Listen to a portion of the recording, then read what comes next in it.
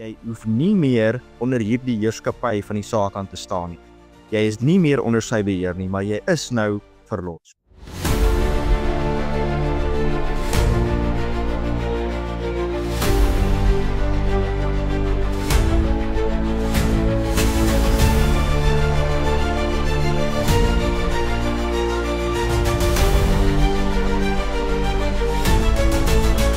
Baie welkom aan al ons luisteraars by Om die Woord, hier waar ons dan nou voortgaan met ons reeks oor die katekismes, waar ons stilstaan by elke vraag en antwoord.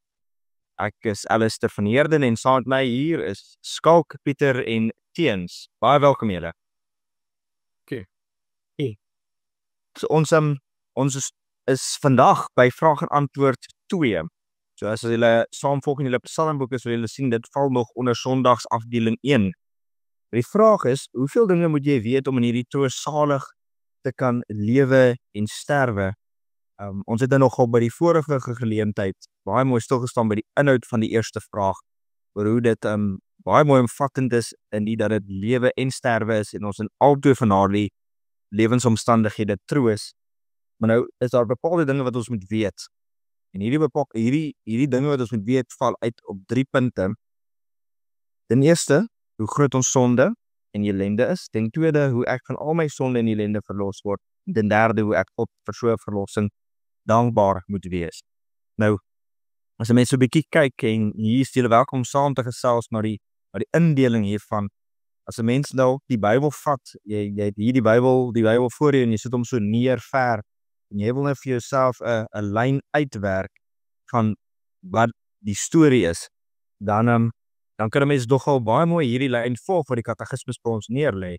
Jy kry hier so in die begin die sonde en dan die aankondiging van verlossing wat gaan kom en die hoogtepunt daarvan is in Christus en dan kry jy na dit, kry jy dan nou hierdie lewe van dankbaarheid waarin ons onsself moet verkeer. Maar nou is daar wel 'n ander Bybelboek wat nou nog spesifiek hierop ingaan, maar daar's niemand wat dalk iets op hierdie punt wil sê nie.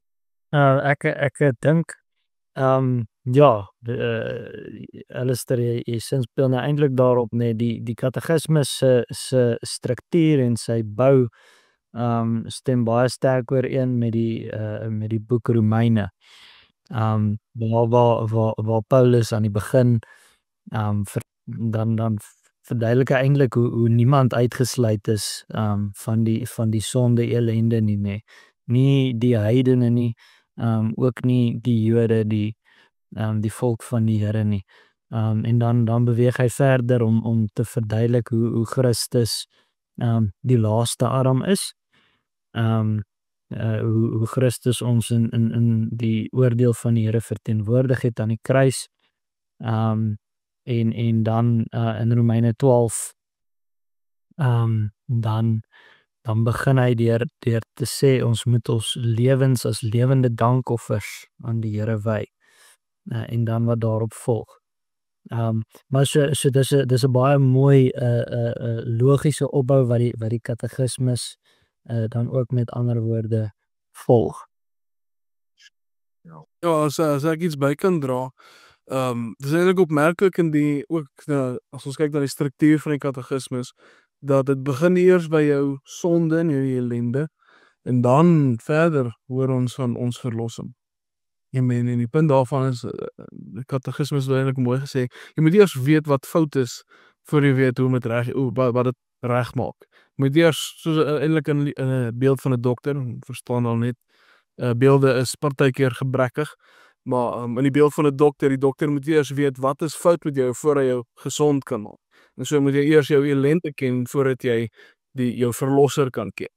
En jy moet weet hoe gebroken jy was voordat jy die dankbaarheid in Christus kan besef van hoe hy jou reggemaak het. Ja, jy kom sy genade wil vat as jy dink jy nie genade nodig nie.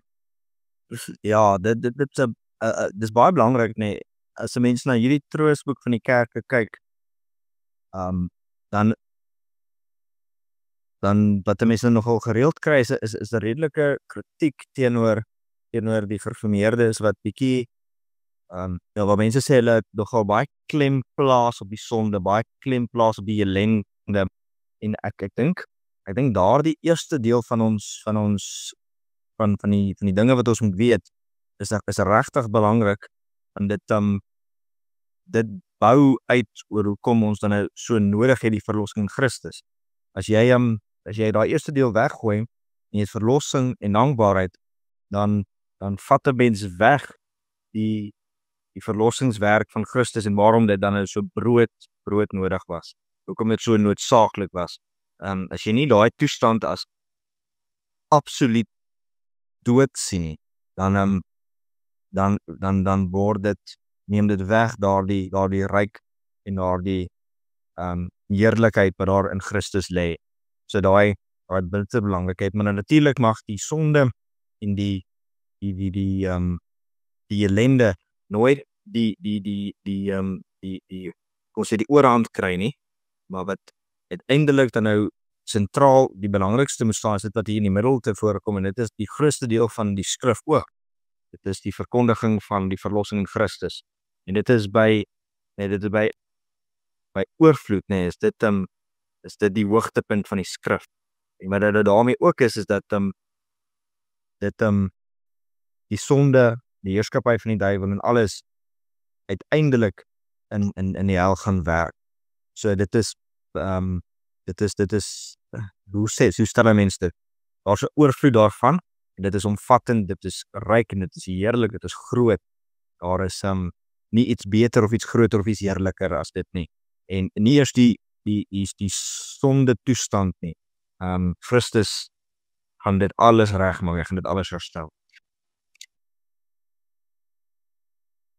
Ja, dis ook, dat jy dit noem, Alistair, is baie belangrik dat ons dan besef dat ons kan net ons sonde ken as ons God se woord lees. As ons nie God se woord lees nie, dan gaan jy nie jou sonde ken nie. As ons kyk na soos ons dan bely, ons kan God raak sien in sy skepping, ons kan sien daar's 'n skepper deur die skepping, maar die skepping gaan ons nie duidelik ons sonde uitwys so fyn soos wat God woord die sonde vir ons kan uitwys. Dat die God so ons sê, ons is moordenaars, ons is diewe, ons is leenaars, en ons oortree God se woord en God se wet, omdat ons in hierdie sondige leefwyse leef. En jy moet daai besef sodat jy die genade van die God ook kan besef. Maar ek het ook net die Bybel sê, daai skrifkennis, hoe belangrik dit is Calvin begin met sy institusie, die volle eindtotaal van ons wysheid begin by 'n kennis van God en 'n kennis van onsself. Nou die kennis van onsself is belangrik om te lewe die Bybel van ons toestand sê. Dit is regtig belangrik te weet dat ons word met erfsonde gebore. Ons is eintlik verdoem tot die dood. Dit is baie belangrik, maar nog meer belangrik is dit, regtig baie meer belangrik is die kennis van ons toestand, is die kennis van wie God is. Die dat God 'n 3-maal heilige God is. Die seraf sing dit met 'n brandende ywer in verheerliking aan die Here, dat hy is heilig, heilig, heilig. Levitikus wat vir ons eintlik wys die heiligheid van die Here, en dat hy ons oproep om net soos hy heilig te lewe. Dat daardie klem om die Here te ken, dit is ook belangrik om ons posisie dan teenoor, nie net dat ons dood is nie, maar ons posisie teenoor God en voor God ook reg te verstaan. En dan uiteindelik daardie groot gaping wat hy oorbrug het. Pieter het in 'n vorige episode gesê dat dit is God wat gekom het en die Here het ons aan homself verbind. Hy het ons aan hom vasgemaak. So daai kennis van beide God en beide mens. Nou as ek nou net van die punt kan afbeweeg na die derde punt toe. Ek dink dit is 'n punt waarop 'n mens op ons uiteindelik baie meer in diep moet ingaan. Die derde, hoe ek vir so 'n verlossing dankbaar moet wees. Dit is baie belangrik dat in 'n mense stilte tyd, in 'n mens se gebede, daar waar jy huisgodsdienst doen, daar waar jy in die kerk kom, wat ook al jy doen, dat jy altyd gekonfronteer word met die gesonde leer in die heilige evangelie. En dit beteken dat die dinge wat jy nou doen, die Sondag 1 praat, vraag en antwoord 1 praat van gewillig en bereid om voortaan vir die Here te lewe. Daai is dankbaarheid. Dit is geensins iets waartoe jy bydra of selfs 'n terugbetaling nie. En dit daai tipe denke moet totaal in ons moet vernietig word. Dit word dan uiteindelik 'n werke geloof en daarom is dit ook iets waarin 'n mens groei. 'n Persoon groei daarin en gloei in jou lewe waar jy al hoe meer dankbaarheid wys teenoor dit wat die Here vir jou gee. En soos wat jou sonde besef groei en jou besef van die Here se geweldige heiligheid, so groei jou dankbaarheid wat jy teenoor die Here wil toon. In die sin dat jy vir die Here sê, maar ek staan hier leeg met leë hande in afhanklikheid voor U. U moet my gebruik om gewillig en bereid voortaan vir U te lewe. Daai is nou nog regtig belangrik en hier wil ek ook net 'n punt bespreek, 'n ding wat 'n mens nou nogal baie hoor. En dit is as mense praat van 'n verlossingssaak. 'n Verlossingssaak hoor 'n mens nogal baie en dit in opsigte gewoonlik van iemand wat dalk sal sê maar 'n mens kan nou in verskeie voorbeelde dink, julle dalk ook al voorbeelde genoem, mense kan hulle dalk bespreek, maar iemand wat dalk sal sê of iemand nou hulle kind wil doop of nie, dit is nie 'n verlossingssaak nie. Of iemand nou kerk toe gaan of nie, dis nie 'n verlossingssaak nie. Of jy nou die 53 of die 83 lees, is nie 'n verlossingssaak nie en uiteindelik is dit alles waar. Jy gaan nie deur jou doop gered word nie. Jy gaan nie deur kerkbywoning gered word. Jy gaan nie deur 'n Bybelvertaling gered word nie. Jy word net gered deur Christus alleen en dit is die fokus. Dit staan sentraal, verlossing in hom. En daaroor twyfel niemand nie. Maar die vraag oor iets soos 'n erediens bywoning of persoonlike stilte tyd is nie 'n vraag oor verlossing nie. Dit het jy. Dit is vas en seker in Christus. Nou is die vraag, hoe wys ons dankbaarheid? Hoe gehoorsaam is ons? So jy kry baie dikwels hierdie argument dat iets is nie 'n verlossingssaak nie, is eintlik 'n argument om toe te maak die feit dat jy nie gehoorsaam wil wees nie. Ek weet nie of enige opmerkings is nie. Maar baie dinge is nie 'n verlossingssaak nie. Selfs dinge wat mense in afskuw oor is nie 'n verlossingssaak nie. Moord is nie 'n verlossingssaak nie.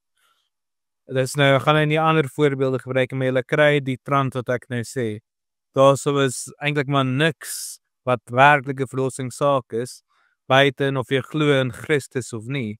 So as jy begin praat oor of hier 'n verlossingssaak is of nie, dan gaan dit nie net dogma inhou nie, dit ook dan net immoraliteit in. Saam bly is nie 'n verlossingssaak nie. So jy moet net vra, hoe ver kan hierdie verskoning druk? En as die verskoning geldig is, as op sy heel verste gedruk word, is dit dan 'n goeie verskoning wat ons wil begin gebruik, want hy bly geldig, al so die lyne al verder en verder. En jy wil nie van so denkpatroon begin gebruik maak nie.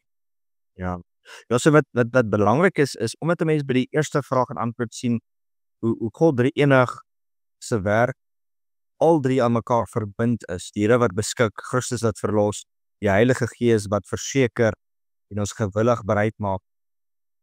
Dit is dus een Here, drie persone. Daai werk van hulle is verbind aan mekaar. En hoekom dit belangrik is hier in vraag en antwoord 2 kry jy sondekennis, verlossingskennis, dankbaarheidskennis.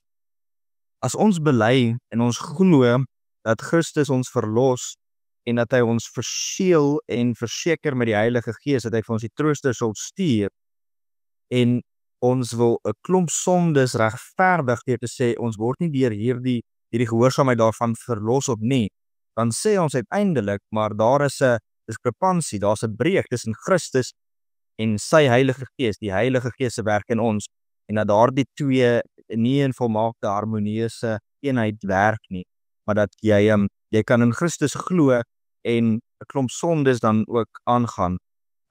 Jy kan dan nie gehoorsaam wees nie, maar die geweldige mooi, die geweldige getroos van hierdie hele boek is dat jy jy hoef nie meer onder hierdie heerskappy van die Satan te staan nie. Jy is nie meer onder sy beheer nie, maar jy is nou verlos. Jy is geheilig deur die Here. Hy het jou verseël met sy Heilige Gees. En daarom is jy nou bereid, jy is nou gewillig en bereid om voortaan vir hom te lewe. Dus dit is so mens kan nou baie negatief oor die goed raak, maar die uiteinde is dat die Here maak jou vry van ongehoorsaamheid. Die Here maak jou vry van sonde. Hy maak jou vry van die Satan se heerskappy. Hy maak jou vry van al hierdie dinge. Hy maak jou vry om nou heilig voor hom te lewe. En dit moet ons aan vashou en nie sê maar dit is nie 'n verlossingssaak om nie kerk toe te gaan nie. Eerder om te sê nee, maar ek oneer die Here deur nie kerk toe te gaan nie. Dit kom die eer kom om nie toe as ek kerk toe gaan. Dat jy sê maar wanneer ek nie aan die Here gehoorsaam is nie, is ek besig om nie gewillig en bereid voortaan vir hom te lewe en in sterfte nie. Ek is nie besig om dankbaarheid te wys vir die ryk genade wat hy vir my skenk in Christus. Skalk, ekskuus. Ja, om by jou aan te haak, Alistair, ja, ek dink dit is uiteindelik wat die Heilige Gees in ons doen met ons heiligmaking. Hy maak ons meer bereidwillig en meer gretig en ywerig om die Here se wil te doen, om sy wet te doen. Dat die wet van die Here nie net klomp moets en moenies is vir ons nie, maar dat dit iets is wat ons wil doen. Dit is nie dat ons moet nie moord pleeg nie, alhoewel ons moet nie moord pleeg nie. Maar dit is ook 'n geval van ons wil nie moord pleeg nie. Ons wil word in ooreenstemming gebring met die van God se, want die Heilige Gees bewerk dit so in ons. Dis nie uit ons eie uit wat ons dit doen nie. Ons moet steeds aksie neem as mense, maar die Heilige Gees wek dit in ons op. Ja, ons sê baie dankie aan al die luisteraars. Ekskuus Pieter. Ek wil sê sonde is cringe, hoekom wil ek cringe wees, jy weet?